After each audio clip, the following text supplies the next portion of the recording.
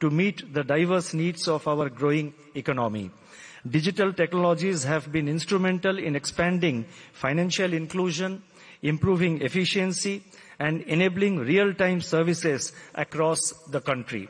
Today, India stands as a global leader in digital payments, a feat achieved by combining proactive policymaking with innovation and technological advancements. Collaboration between policymakers, regulators, and innovators is a defining element of India's fintech journey. The success stories in our fintech space, like Aadhaar, UPI, and the DigiLocker, are results of such collaborative efforts. Initiatives like Account Aggregator Framework, Unified Lending Interface, that is ULI, Open Credit Enabled Network, that is OCEN, and several others are expected to redefine credit access, particularly for small businesses and individuals. The Reserve Bank's regulatory frameworks have facilitated new and innovative businesses to grow in an orderly manner. These regulatory initiatives reflect our commitment to support innovation with prudence. Our collaborative approach is visible in the fact that we have held large number of interactions over the last 1 year with the fintech sector players. For example, the various departments and officials of the Reserve Bank have held about 750 bilateral interactions and held about 50 structured meetings with the fintech players. As we march towards India at 100 in the year 2047, I urge every participant at this GFF and others who could not attend, and hopefully, and I'm sure, they will attend the future editions of GFF event. I would urge each one of you to continue dreaming, innovating, and pushing boundaries. Thank you. Namaskar.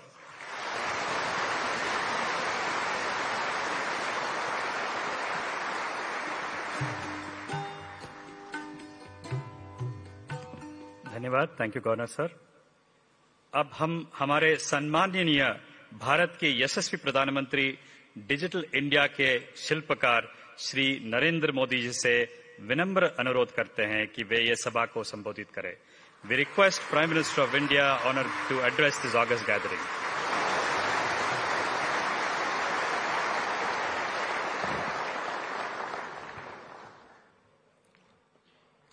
नमस्कार.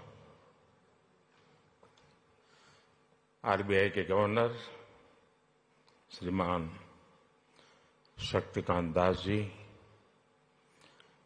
Chris Gopalakrishnan ji, members of regulators, finance industry के leaders, fintech और startup world के मेरे साथी, अन्य सभी महानुभाव, देवी और सज्जनों, ये भारत में त्योहारों का मौसम है. अभी जन्माष्टमी हमने मनाई है और खुशी देखिए, हमारी इकोनॉमी और हमारे मार्केट में भी उत्सव का माहौल है.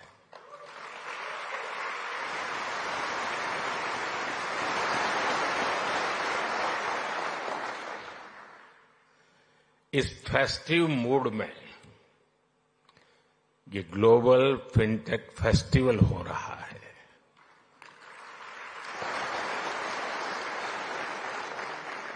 और वो भी सपनों की नगरी मुंबई में.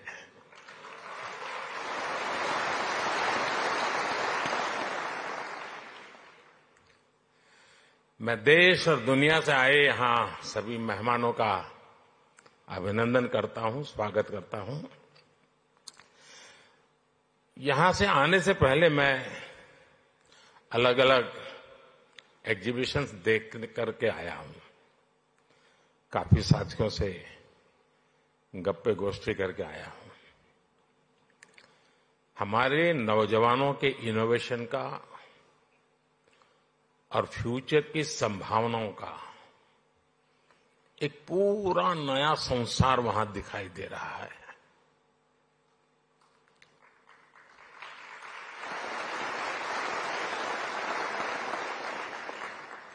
चलिए, आपके काम के लिए मैं शब्द बदलता हूं। एक पूरी नई दुनिया दिखाई दे रही है।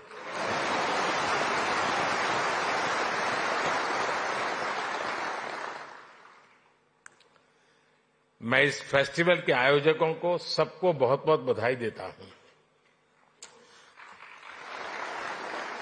साथियों, यहां बड़ी संख्या में विदेशों से हमारे मेहमान भी आए हैं।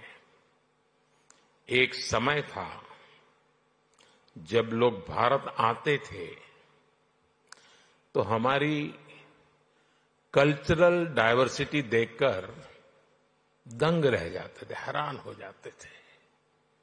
अब लोग भारत आते हैं तो हमारी फिनटेक डायवर्सिटी को देखकर भी हैरान होते हैं।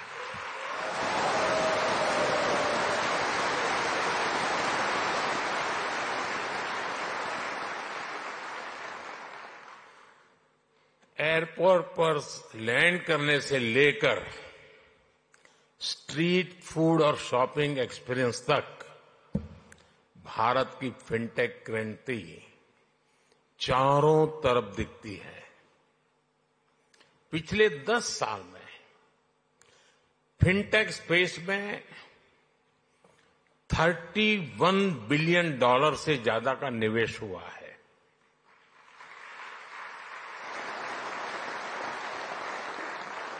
दस साल में हमारे फिनटेक स्टार्टअप्स में 500% वृद्धि हुई है।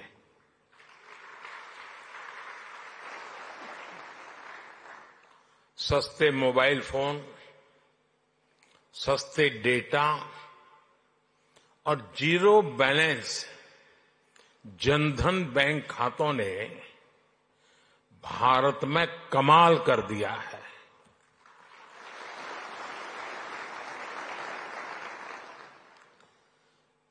आपको याद होगा, कुछ लोग पहले पूछते थे, पार्लियामेंट में खड़े होकर के पूछते थे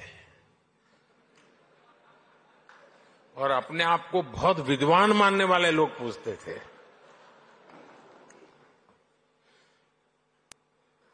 सरस्वती जब बुद्धि बांट रही थी तो वो रास्ते में पहले ही खड़े थे।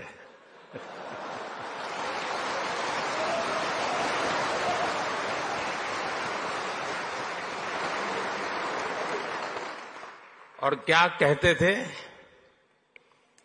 वो पूछते थे कि भारत में बैंक इतनी ब्रांचेज नहीं है, गांव-गांव बैंक अवेलेबल नहीं है, इंटरनेट नहीं है, यहां तक पूछ लेते थे बिजली भी तो नहीं है, रिचार्जिंग कहां होगा, फिनटेक क्रांति कैसे होगी, ये पूछा जाता था। और मुझ जैसे एक चाय वाले को पूछा जाता था।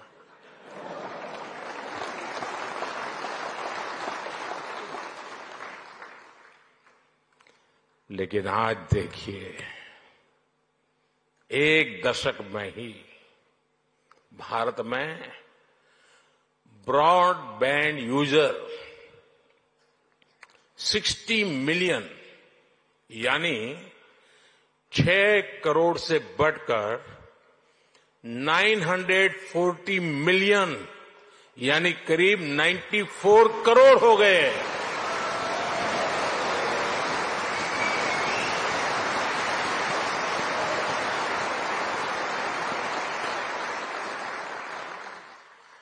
आज 18 वर्ष से ऊपर का शायद ही कोई भारतीय हो जिसके पास उसकी डिजिटल आइडेंटिटी आधार कार्ड नहीं है। आज 530 मिलियन यानी 53 करोड़ से अधिक लोगों के पास जनधन बैंक खाते हो गए हैं। यानी 10 साल में हमने एक प्रकार से पूरी यूरोपियन